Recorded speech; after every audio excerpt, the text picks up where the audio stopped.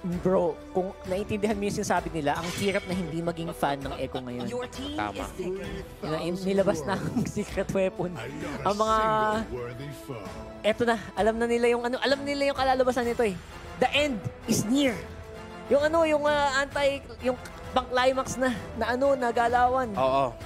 Lumalapit na tayo sa endgame. And will it be the end for Onyx? At sila ba ang mapupunta sa lower bracket? Nako. Or will they force a game 5? Pinili nila ang Joy. Nakalusot dito ang Joy. So, what we see right now is may Fredrin, most likely going to Carl TZ. May Cho. And there's a Diros. Uy, Okay. parang pareho lang halos nung kanina. Pareho, Konti okay. lang pagkakaiba, si Lilia lang. And, uy, Beatrix. Tsaka yung Beatrix. Okay. So medyo same lang yung magiging play pattern dito ng Echo if you think about it. Same yung catch, same yung burst, iba lang yung sustain na damage, yung marksman iba, tsaka yung wala lang silang cult altar. Yun na yung pagkakaiba dito. Yung iniisip ko lang dito, parang sobrang pressure to para kay specifically Sanji na ang ganda dapat ng pwesto ng shadow energy niya. Oo, no? Kung saan pupunta yung Joy. Galingan mo dapat yung comms. Oo, dapat meron ng mina doon na pwede na pasabugin ni Sanji sa Lilia. Kasi walang hard... Yes, meron silang pangsipa. They have that taunt and everything. Pero ang hirap talaga hulihin yung Joy kasi. Kuya Rap, question. Bakit kaya Lilia at hindi nila pinili yung Valentina? Hindi naman nakaban si Valentina, no? Hindi naman naka-ban Interesting. siya. But Bakit in kaya? terms of the magic damage output, yun ata yung iniisip dito ng Echo eh. Na okay, ang ganda nga na meron silang utility. Pero sobrang unexpected din na pipiliin nila kagad yung Lilia sa ganun pwesto.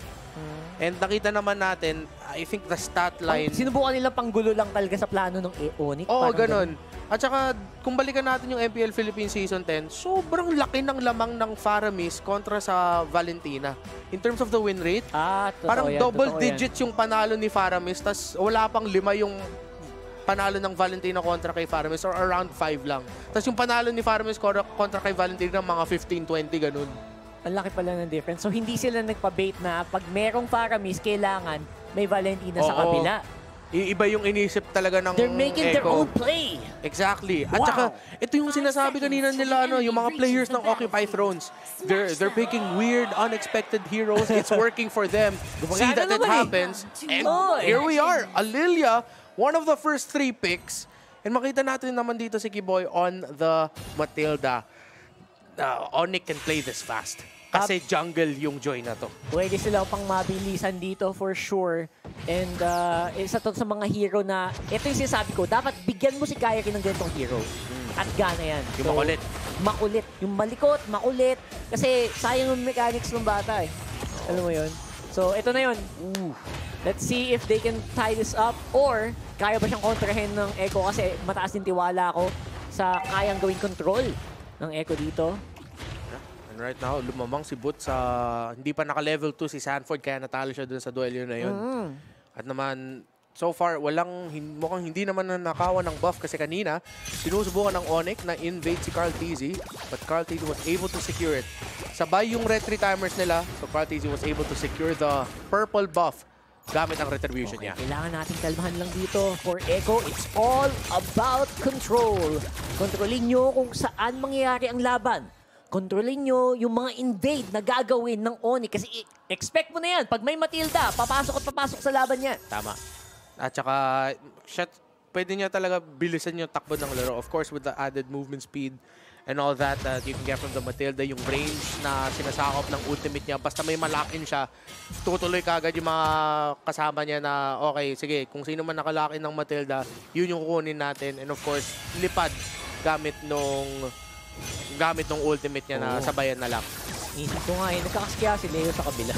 Sige natin mamaya, Sanford going down for first blood and right on time for the next turtle. Pero ito na ngayon damage output. Sabi mo, Kuya Rip, from that Lilia, hindi mo kayang tiisin basta-basta. Even trade XP lane. Double tag, galing kay Cartesi si Yawi. May mahuli ba siya? Hindi niya kinamot yung Flaker Jade Kundo. Konting zoning lang ginagawa dito ng Echo. Cold Outer na ginamit na dito ng Onyx. Sino man ko ng retry, it is Carl TZ! Ang Razor Strap sa mukha, pero nakatakas! Grabe! But what a read by Yawi! Hindi niya mahuhuli si Kairi doon. But that could have been a disaster para sa Onyx. Buti nakatakas lang sila. But Echo, at the end of the day, sila ang nakuha ng turtle. Ang bilis ng tempo agad ng galaw ng Echo. Simulang-simula pa lang nung laban, Kuya Rip. Oo. Wow. Grabe yun. At this point, you're gonna have to wonder, ano kayang gagawin ng Onyx laban sa gitong klaseng aggression na ginagawa ng Echo ngayon? Kaya ba nilang sabayan or kaya ba nilang higitan? Yun ang tanong eh. Oo, kaya nila sabayan. Pero ngayon, nauunat lang talaga yung Echo. Pag nagsimula talaga yung Echo, non-stop na yan. Kaya simula pa lang dapat, mapigilan na sila ng Onyx kung gusto nila ng chance na magkaroon pa ng 2-2. Pero parang sa galaw ng Echo ngayon, parang gusto nilang umuwi na maaga. Gusto nilang matapos agad ang araw na ito. Yeah, at saka ito din yung nakita natin sa sakit ng isang Jungle Joy. Oo, ang bilis niya makukuha ng item. Sobrang malikot, masakit. Pero wala yung pagkakunat kasi wala siyang vengeance. Oo nga. Pero Onyx, ito na yung lucky target dito ni Sanji. Pero si Kiboy, naku po, baka hindi dapat niya ata kinumit yung ultimate niya. Ito na yung caught outer na sinasabi mo kanina, Kuya Rockard. Pero si Kiboy nga ang mapipitas dito ng Echo. Mukhang miscommunication ang nangyari sa Onyx. Muntikan na salbahin ni San si Kiboy, but na-punish pa rin ang roamer ng Onyx. Pero grabe yun na, 2 buhay na nga ni Kiboy. Oo, di pa Nandito pa nakatakas. rin. Ganun kalakas ang damage output na pinapakita kayo ng Echo. And all of that is from the start of Carl Easy on the Jungle Brethren. And nagsisimula niya ng previous rat. Not gonna go down in time. Ayan na nga, nakakahanap ng maliit na opening dito ang Onyx. Okay, sinagot na ng Onyx yung tanong mo kanina, Kuya Rockard. Kung Onyx naman, kung makakasabay sila for sure, yes. Basta sila ang nag-umpisa. Sila yung mag-umpisa dapat ng laban. Oo, para parang sa Onyx. sprint race na lang to. I Unahan na lang see. talaga eh. Yeah.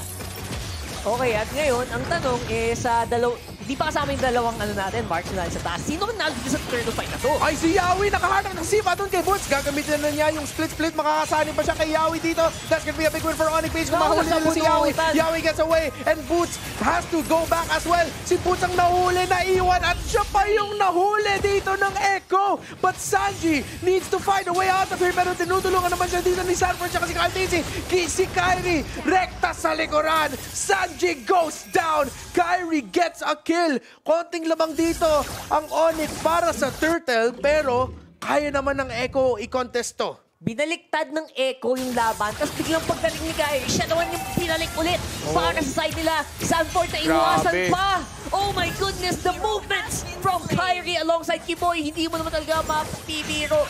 Pero ito naman si Carl Tizzy, gagantihan si Kiboy, pero ginamit yung ultimate niya para maiwasan lang yung damage. Pero nahuli pa rin ni Carl Tizzy si Kiboy. Kyrie gets a crab coin there nearby. At akala natin lamang ang Onyx at magkukuha sila ng Turtle. But pagkatapos ng buong sequence na yun, yung Echo naman yung nakapwesto sa Turtle. Ang bilis nung kakatapos lang, game na ulit. Back and forth, Back hindi and forth, naghihinto yung dalawa na to. It is a good show of force here para sa team mula sa Pilipinas. Kyrie, kasama si Boots sa laban sa 4 na miyembro. Makuha kaya niya, nakuha pa rin niya ang retry doon sa Turtle. Kyrie gets the Turtle. Oo, hindi nga makunat ang Joy sa senaryo na kung saan siya ay jungler. Pero sobrang likot niya. Pero si Yawi, sobrang likot rin ang kukuha ng sipa doon. Kiboy falls down. Rover ang nawala sa Onyx. Pero dahil nga doon sa cult altar ng Faramis, hindi nila mahuli si Kyrie. So Echo gets the roamer. But hindi naman yun masyado malaking panalo. It's a win nonetheless. Pero konting lamang pa rin ang Onyx. Iba talaga ang focus fire na nabibigay ng Echo, no? Pag nakuhuli siya ng isang maganda, Oo. kahit may cult altar pa, kahit dalawa na yung buhay, Yes. nadadalo pa rin nila. Onyx.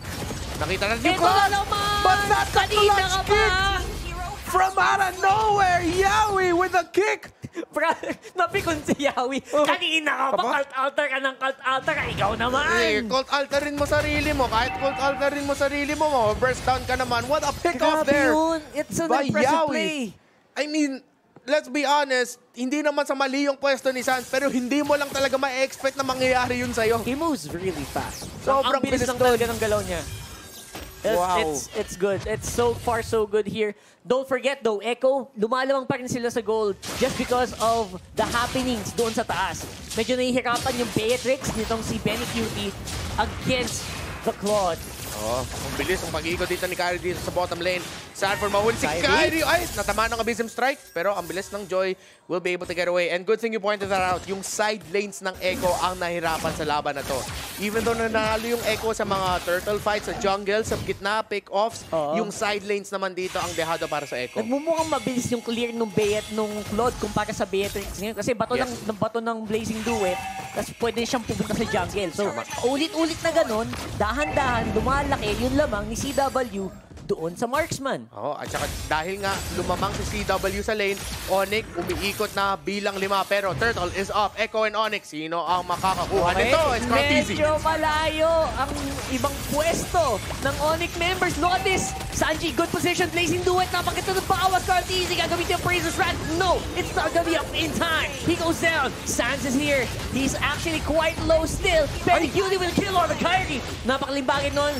Sanji, naubos na yata ng bala. The orbs, the stacks are not there. Onyx will come out with a 2-for-1 trade. Benny Cutie gets a kill. Lumalapit na onte-onte yung gold niya dun sa gold ni CW. Pero ang dami na wala dun on the side of Echo. 2 members yung tore nila sa gitna para sa isang lineup kung saan mabilis kayong umikot. Meron kayong Joy, Claude, Matilda. Masaya ang Onyx sa nangyari dun sa laban na yun. Ito yun, Carteezy hindi na nakagalaw, hindi na nakapag-cast ulit ng Appraiser's Rat just because of the limitations of the combo. And the rest of his teammates actually, maganda yung pwesto ni Sanji, pataas yung buhay niya, di ba? Pero yung stacks kasi nung Bloom, kinulang na. Kinulang na kasi nagamit na rin ni... Umabot, ganun ka-low yung mga miyembro ng Onyx kasi tatamaan na ni Sanji. Pero dun sa killing moment, kulang yung damage si Echo kasi yun nga, si Kyrie, diniretso niya si Benny Cutie katulad ng Onyx dito. Diretso nila si Benny at si Yawi. It's a 3v. Grabe doon yung bawas si Benny doon. Grabe si Benny! Nagawa ng paraan pero siya naman ang gagalawan. Ito si Kuya CW doon sa likod. It's gonna be the back and forth here. Black Shoes gagamitin Sanji. Explosions all around. Not gonna be enough to survive. Carteezy, it's a 1v4 here on the bot lane. Here's the backup from Sanford. Ay, naku po. Babagsak kaya ang Appraiser's Rat. I don't think it's gonna come out in time. Sanford, the assassination play on CW. He goes down. Sanford, kaya niya ba ito? 3 versus 1. Carteezy malapit lang pero masyado dehado kung susubukan pa ni Carteezy. Pero susubukan talaga ni Carteezy. Ang Appraiser's Rat na knockback, natulak ng Matilda. Kaya hindi tumama yung Appraiser's Rat. Carteezy kaya pa niyang makatakas dito. Malapit na si Yawi. Yawi can help. Onyx, hinahabol pa rin si Carl. And that is it. Grabe. Okay, i-breakdown lang namin mabilis. Mukha yung parang weird na lalaban siya ng 1v4. Pero imagine mo, busy yung Onyx sa baba. Hindi na ako siya mid, hindi na ako siya top. Hindi nakakuha ng objective. That's still pretty good. Parang naging sobrang matagal at complicated na buy time. Ang laking buy time nun, sa totoo Na lang. nangyari. So okay pa rin. Sobrang lapit lang yung gold ng dalawang teams. Actually, yung difference ng Beatrix at saka Claude, mga 200 lang. And yun, si Yawi nakahanap ng sipa. Si Kaboy mahuli dito. That's gonna be the caught out already used by the members of Onyx. Blazing Duet coming in from CW. Pero si Benny ang mahuli dito. Benny, Sanford down. Double kill para sa Paramis at kailangan na mag-back dito ng Echo. Pero sabi ni Kyrie, hindi makakawin dito si Sanji. Yawi and Carteezy na lang naiwan at sila ang magde-depensa. What a team fight para sa Onyx. That was a very strong play na ginawa ng Onyx because alam nilang hindi pa ready si Carteezy. Kaya nung sinimulan ng Echo, binibake nila yung Lord Dance. Sabi nila, hindi kami magpapaloko. Alam namin nangyari dito. Yawi at Carteezy, di nila makiklear yung minion wave doon sa gitna. Kaya ang bilis maghuli at mabasag yung tore nila. Great teamwork galing sa Onyx na ngayon nahanap talaga nila yung tempo nila at mahirap to. Ito yung beat nila. Ito yung beat. Oo, ito ang beat sabay-sabay. Yung Echo, yung dance moves, yung Onyx, yung beat. No. Pero kaya ba ng Echo depensahan to? That's gonna be a kick galing kay Yawi with a flicker. Si Boots na mahuli dito. Pero meron na naman. Cold Otter coming from the bottom is na-punish si Boots. Boots is down. Sans nahila si Yawi at si Sanford. Pero si Benny Cutie nakuhuli dito si Kyrie. Halika dito! Onyx naman ang aatras. And what a defense coming from the Orcas. Ang ganda nun, sinimulan ng laban yung Onyx, hindi nila alam, hindi pala umaatake yung Lord, hindi tumalon. Oh, so man. Hindi sila ready. Oh, akala nila safe na sila. Akala nila safe sila. May kumakain na ng damage ng turret. Wala pala. Wala. Actually, tumulong nga yung Torre. sa Echo. Tumulong well, Tama naman. Tama naman. Hindi Yun naman talaga trabaho ng isang yun Tori. eh. Pero si Yawi conceal play, sipan na naman! Paano? Saan galing si Yawi? Nagtatanong ang buong Senayan sa Jakarta, Indonesia. Where did Yawi come from, bro? And where did Echo get this turnaround from? Ngayon, Echo naman, punching back! Napakalaking bawi nun para sa Echo. Hindi sa gold, pero sa map control. Oh my God. Ang akala ko nun, yun na yung tempo na hinahanap ng Onyx. Yun pala. Meron bang ibubuga ang side ng mga Orca? Lamang pa ang Onyx dito sa gold. Pero sa sobrang lapit lang ng gold nila, yung lamang na yan parang wala na rin eh. Kayang-kaya pa rin ng Echo dito makahanap ulit ng play. That's 2 back-to-back plays. Galing kay Yawi. Nadadaan nila sa sa pick-off. Kahit pick-off. na lamang sa gold. Oo. The pick-off plays coming in Galing. from Echo. Matutuloy ba nila to? Or will Onyx find a way to seal the deal here? Ang dami pa nilang tore, ang dami pa nilang control sa mapa. Pero Echo, nagagangster rin pa rin. Nakakahanap pa sila ng gangster moves Yun talaga yun eh. Hindi mo talaga naman na basta hawak nga nitong si Yawi ang Cho. Miracles happen. Yun ang sabi ko sa'yo. Ito yung House of Highlights. Ito, hindi lang out of nowhere yung, yung nickname na yan para sa Echo. Talagang kumahanap sila ng mga play na magugulat ang kanilang kalaban. Oh, parang sa sinehan yan, may trailer yan eh. Na kahit alam mo na yung trailer, alam mo na may lalapit na show, nasisipahin ka, masusupresa ka pa rin na, oh, that's possible? Pwede pala yung mangyari? Kaya naman talagang sumikat si Yawi gamit ng mga hero tulad niyan, tulad ng isang Kufra, tulad ng isang Show. He makes the plays happen and ang galing sumakay ng Echo yung the rest of the team dun sa ginagawa niya. This is going to be one of the biggest team fights in the history of these two teams. Echo at Onyx, it could all boil down to this conceal play. These two, Half na yung Lord. tug of war para sa Lord. Half na yung Malayo Lord. si Kyrie. Malayo si Kyrie, pero mabilis mag-dance na si Killboy. Papasok na sa dito. Benny QD is gonna get caught out there by Boots. Ito na yung caught out there. Ito na yung ganda ng Onyx. Pero Oy. lumayo dito si Kyle Dizzy. Hindi makalapit dito ang mga membro ng Echo. The Lord is down to 9,000 health and counting. Sniper up for Benny QD with the snipe. Pero si Kyrie nakakuha Okay ng lang! Lord. Okay lang! Lumalaban pa rin ng Echo. Inyo na Lord, amin base nyo!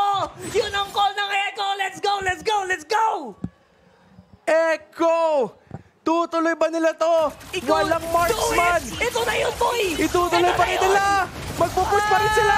Push is happening right now. Kyrie doon sa taas. Nag-abort play, abort mission. Oh Yeah, my with God, the kaya na kill. nila.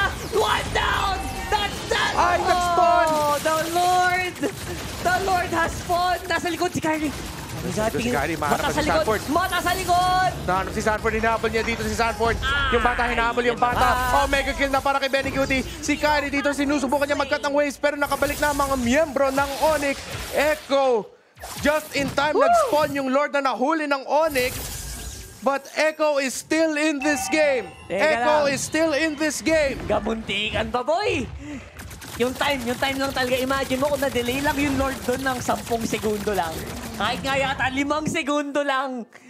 Oh my goodness. Pero the minion waves din, hindi din nakapwesto ng maganda. Sayang, inisip nila, end the ball? Sigaw nila yun. Wala tayo, guys. Ay, nag-spawn yung Lord. Wag na muna, guys. Kahit ako, hindi ko na mapitigan yung timers pag gano'n. Kasi pag gano'n moments, hindi na ako nakatingin sa kilo. Nakatingin ako dun sa mga hero. Small moments, big consequences.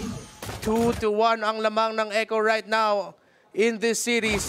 Hindi pa nila masyado ma-push yung side lanes at andito pa rin tayo. Yung epekto ng early game control ng Onyx Indonesia sa side lanes ng Echo ngayon ay isa sa mga pinakamalaking problema ng team natin dito.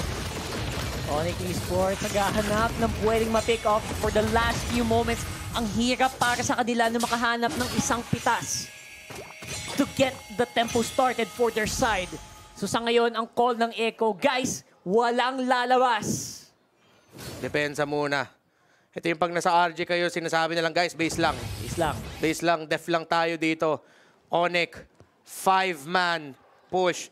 Gusto nila kunin yung turret dun sa top lane.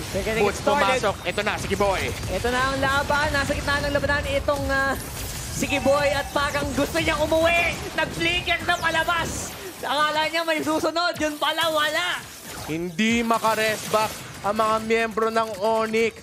Nakapasok si Boots, wala siyang nahuli. Si Kiboy nakapasok na rin.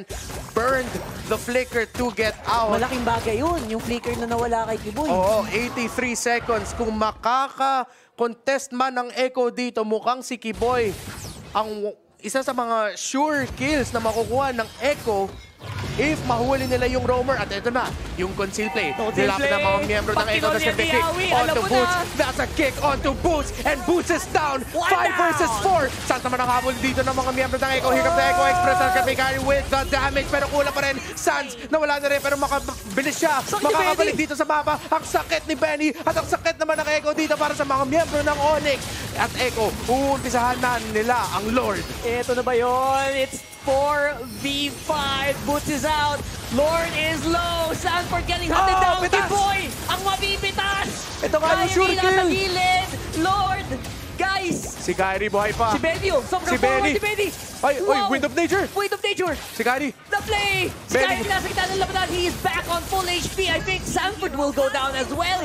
Naku po, nagkaguluhan yata ng Colton sa dulo. CW, saved by the Cold Oliver, pero hindi yata sapat. Here comes damage out mula dito kay Benny. May kasama pang kidlat. At tatlo ang nawala ng miyembro sa Onyx. Echo Laudo, Echo Proud na ba? Ito na ba ang oras ng mga Orca para tapusin ang laban? Endable ang sinisigaw ng mga Orca. Ay, hindi pa kitsamat. Kyrie, Boots nandito, dumidepensa. Kiboy, sinusubukan niya rin tulungan ang depensa. Kyrie nagaling Pilipinas, mukhang mapupunta sa lower bracket, pero dumidepensa pa rin naman ang Onyx dito. Benny Cutie, Yawi, Sajian, at si Cartage lumalaban for their life, for the upper bracket life, for the grand final slot. Si Bas sa mukha, godlike ang bagyo.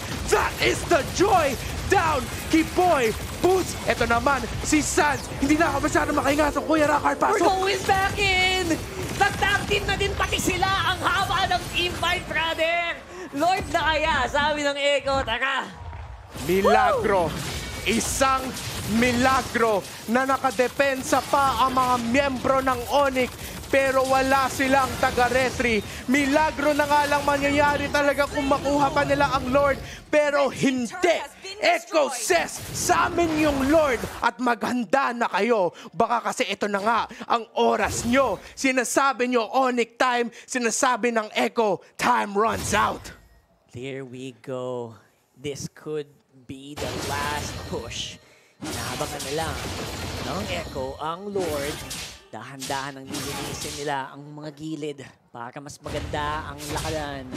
Mala-red carpet, kumbaga, ang galawan. Pero sa mid lane, maglalakad ang Lord. May kasama pang push sa gilid. Ano kaya ang gagawin ng Onyx dito para patagilid naman ang barko sa kanilang pabor? Pumarampa na ang Lord sa mid lane. Na-push na ng Echo ang mga side lanes. Pinapaglabanan nila ang grand final slot secured para sa Pilipinas. Ito na ang Lord at ito na ang potential last team fight at the members of Onyx are trying to hold on. Yung side lane towers, nandun pa rin naman.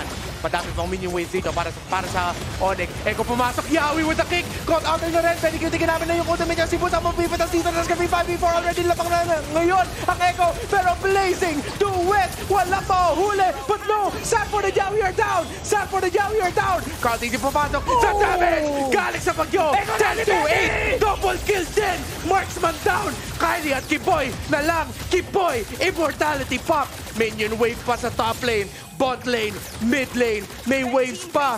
3v2. Sinusubukan na ng kampiyon ng FPL Indonesia na ipatuloy pa ang laban na to. Pero nakabalik si Sal. Nagpo-focus sila sa base. At eto na ba? Ang bagyo ay mabibigilan pa ba? Yung Very cute, base! going for the tower lock! And I think that's it! Echo! Pilipinas secured sa Grand Final! Echo loud! Echo proud! Pilipinas! Grand Final secured na tayo! Tinalo ng runner-up ng MPL Philippines ang kampyon ng Indonesia! At sila ay hindi makapaniwala ang ating mga Pilipinas. Supporters on the stage. What a beautiful movement mula sa Echo, I have to say, ito ang pagkakakilanan nila. Full steam ahead, non-stop to the victory, full strength. Top 3, Matic ang Echo. A beautiful show of sportsmanship from two world-class teams. Muli, kaya natin sineselebrate ang World Champions para sa mga panahon na ito na makita ang mga pinakamalakas na players ng Mobile Legends sa buong mundo. Hindi lang dito sa Pilipinas, pero ang buong mundo na. With the show of sportsmanship and the show of love and support galing sa Philippine contingency natin, we went into the house of Indonesia and said, at least kami, Grand Finals secured na. Actually, wala eh. Ganun talaga eh. Ganun pala dapat may nagpipredict ng 3-1 para Oo nga eh. ibang 3-1 ang naganap. Tama yung prediction ni Tama yung prediction niya. Ni Kuya Leo. Oo. At our service talaga si Kuya Leo. Salamat. Tamang prediction. Echo loud, echo proud. What a series. Ang ganda ng pinakita ng Echo, pero Kuya Rock, hindi mo talaga masasabi na mahina ang Onyx. Not at all. Ang lupit ng champion ng Indonesia. Sa pinakita nilang yon, I think a lot of fans will recognize na, guys, malayo, hindi ganun kalayo ang agwat. At that moment, in that game, kung hindi lang napakaganda ng galawan ni Bea ni Cutie dun sa Beatrix, pwede bang mabaliktad ng Onyx yun? Oo. Nakakatakot, and they really deserve maximum respect. Grabe. Yung Bagyong Benny muli. Kaya nga nakita dun sa mga stats yung bans, most heroes pick. Most banned kontra sa Onyx, mga heroes ni Kyrie. Most banned kontra sa Echo, mga heroes ni Benny.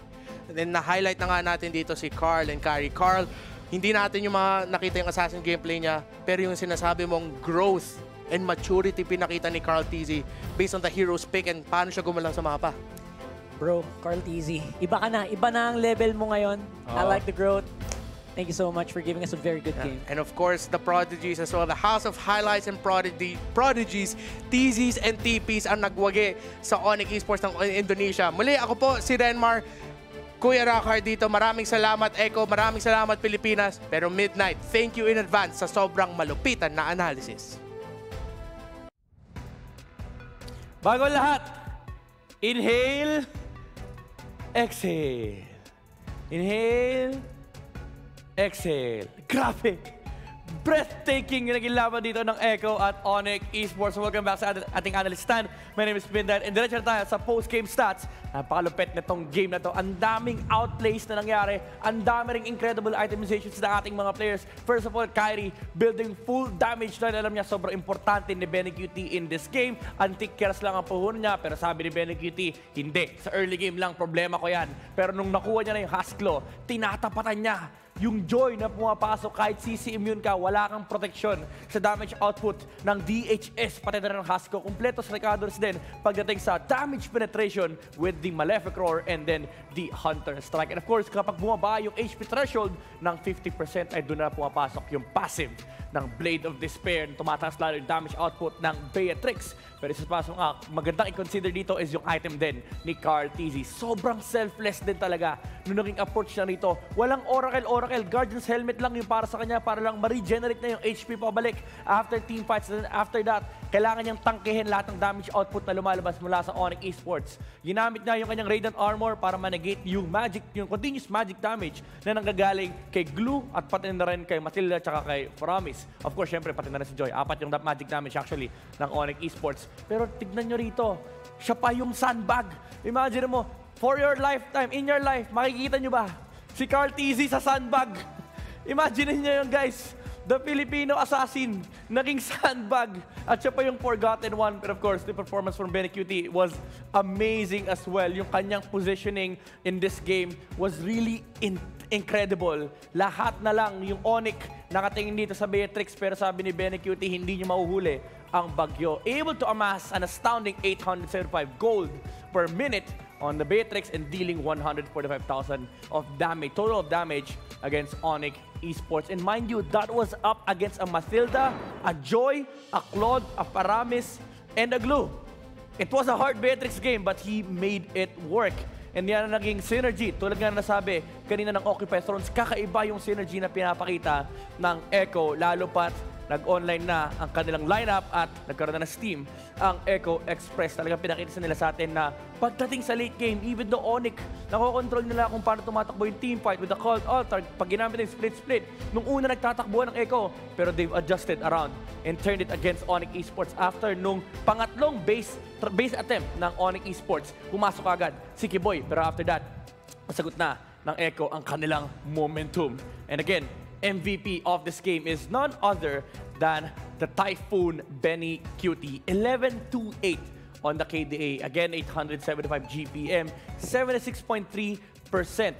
Gusto ko lang talaga i-highlight dito yung kanyang approach sa game na to. Alam niya na walang sense para tumingin sa ibang department. Hindi ko kailangan iligtas yung sarili ko sa Blazing Doom with the Claude. Ang kailangan ko ay ingatan yung pwesto ko. Kasi pwede naman siyang bumili ng Wind of Nature, pero sabi niya, kailangan ko massive damage. Anybody na didikit sa akin, dapat mapatay ko. Especially the Glue, the Claude, and the Paramis. Kasi alam niya may round 2 lagi yung Onyx Esports kapag nag-pop na yung Cult Altar. So what you can do is burst down the enemy heroes habang sila ay naka-ghost form. Kasi after nun, then, makikita mo, free hit ka na kasi may maliit na segundo na immobile yung mga heroes. Although, medyo immune sa mga damage. Pero at least, naka-hold down na sila. So kapag naubos mo na yon, then you will find readjustments on the position pagdating sa Echo. And again, it was all about damage output. Umabot sa point na pati si Joy, hindi na kinakaya yung damage output ni Beatrix even though naka-antik ka na siya. And we all know na si Joy medyo nagpo-fall off pagdating sa late game. Pero Benny Cutie just popped off. Talagang pinakita niya yung kanyang resilience in a team fight, even using aggressive flickers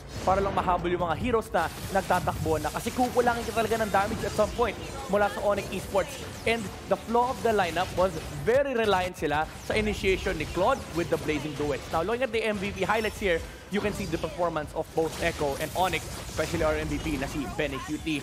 Amazing snipes, and of course, amazing team fight participation. Bumili siya ng Wind of Nature at some point, pero binenta niya rin yan kasi sabi niya, hindi ko na kailangan to. Pero crucial yan nung mid-game kasi ito yung nagle-limit sa prowess ng Onyx Esports to shut him down. Kumbaga, ang iniintindi niya na lang si Kyrie. So doon na nanggaling adjustments na, okay, nag-adjust na rin si Onyx, mag-adjust na rin ako kasi ang problema ko na ngayon is yung Joy. So again, apply more damage, get the immortality, get the hustle for added additional lifesteal. And ito yung huling team fight again. Makikita nyo, hinalit ng casters natin to, yung positioning ni Benny. Lumayo siya sa clash. Kasi sabi niya, okay, hindi ko oras to. Let Carl and the team do their job, tank the damage for me.